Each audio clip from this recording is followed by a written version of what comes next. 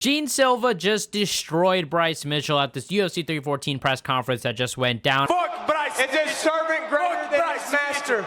Fuck Bryce Mitchell! Obviously, look, UFC 314 is going down next month, but the UFC actually did a good thing finally, and it's about time we're getting more press conferences. Let's do this early. We get the best stuff when the press conferences are done like a month early. Now when fighters are on 1% and dehydrated. But there's obviously a lot of great fights on this card, but I think probably now one of the most anticipated fights has to be this Bryce Mitchell and Gene Silva fight. Obviously, this past month has not been good for Bryce Mitchell. Going on the first episode of his new podcast, praising Hitler and then ruining his reputation. Because I honestly think that Hitler was a good guy based upon my own research. I mean, it was so bad that Dana White actually had to come out and make a statement about this. Heard a lot of dumb, ignorant shit in my day. This one's probably the worst. And it takes a lot for the UFC to make a statement about this. I mean, they literally said nothing about the Conor McGregor sexual assault lawsuit. We also had that awkward podcast between Rampage Jackson and Bryce Mitchell. I'm not even going to give you a platform to explain yourself on that. But it was soon announced Bryce Mitchell was going to face Gene Silva, and now they're at this press conference, and we see Gene Silva. He comes out, and I guess this guy has decided to go full at Bryce Mitchell, comes out with a globe. Now, obviously, Bryce Mitchell believes in flat earth, guys. I can't make this up. We have a Nazi conspiracy theorist and a flat earther. It really makes me feel bad for watching MMA, just seeing what CTE could do to some fighters. I mean, first of all, Bryce Mitchell got booed from the entire crowd. Bryce, this has been,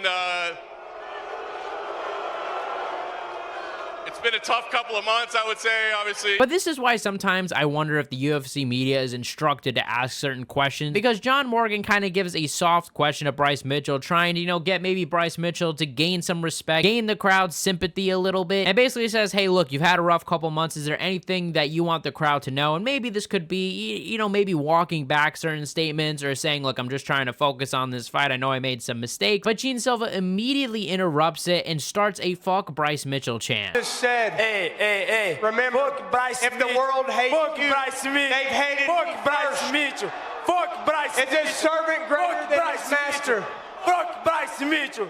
Fuck Bryce Mitchell. Fuck Bryce Mitchell. Hey, brother, fuck Bryce Mitchell. I mean, this literally proves that anybody that supports Bryce Mitchell just doesn't leave the house. I did not really expect this reaction from UFC fans, to be honest. Like, I expected maybe even, sadly, cheers for Bryce Mitchell. I mean, this is just sometimes the state of the fan base. Most fans are amazing. Like, 90% to 95% are great. And then there's that 5% that is just loud and toxic, and we all know it. This doesn't mean I don't support free speech. I'm just disagreeing with it. I could already see the free speech comments because nobody's here talking about silencing Bryce Mitchell. So we're just talking about his comments. Then Gene Silva starts barking like a dog, like an absolute madman. You barking up the wrong tree, motherfucker. And after this comeback, Bryce was pretty much quiet. Like, he was just shut down, clearly steaming. Like, you could literally see, like, veins popping out of his forehead. I mean, you gotta kind of feel bad for Bryce Mitchell. You know what the Jews was doing? It was charging interest. Oh, wait, no, we don't. Then Gene Silva kind of rushes towards Bryce Mitchell, right? He brings the globe, pointing at it, mocking Bryce Mitchell and his beliefs.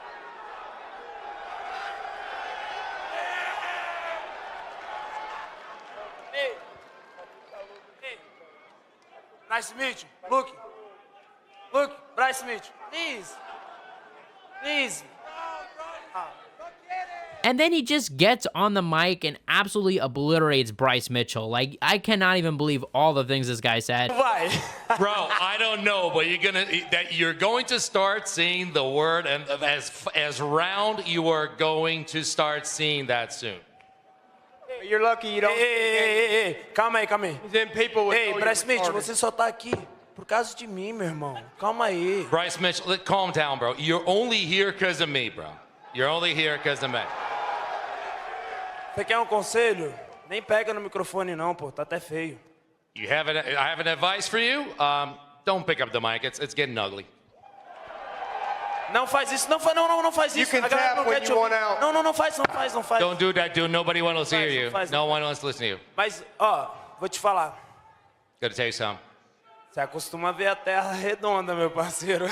Get used to seeing the word as round, baby. Ô, Bryce, sabe o que é o mais louco? Olha pra mim aqui. You know what's the crazy thing? Look at me, Bryce. Ah, você tá me vendo pela tela, né? Oh, you look at the screen. Sabe o que é o mais louco? All right, you know what's the craziest thing? Nem você acredita em você, meu irmão. Not even you believe in yourself. Bryce just looked absolutely furious, man. And, you know, I gotta say, like, I am looking forward to this fight so much more. And this is why I always say, guys, they need to do this early press conference. This is where you get some of the top stuff. But Bryce Mitchell is getting fed up. He's getting angry. And then he says this. I can do all things with Christ who strengtheneth me. I don't believe in myself. I believe in the power of Christ that lives within my heart. You have Lord on your chest. I have the Lord within my heart. We'll see who wins.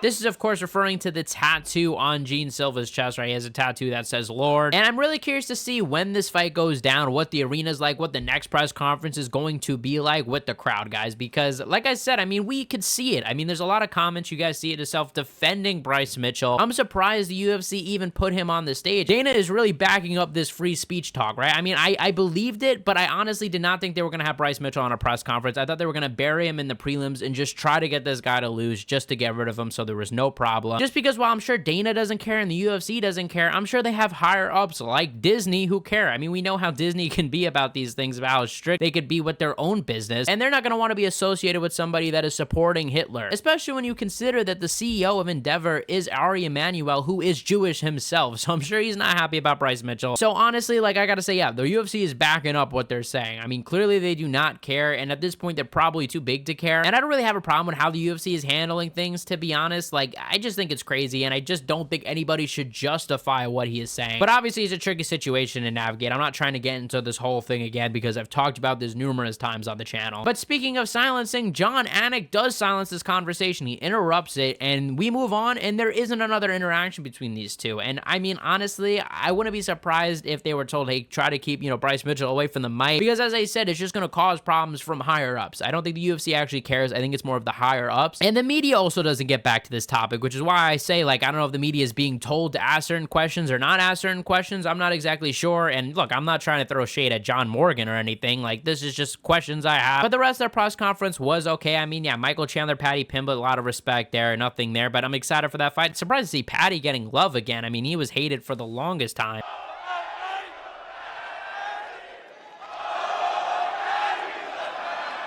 We also got to see Volkanovski showing up his vocal chops. Cause tonight will be the night that I will fall for you over again.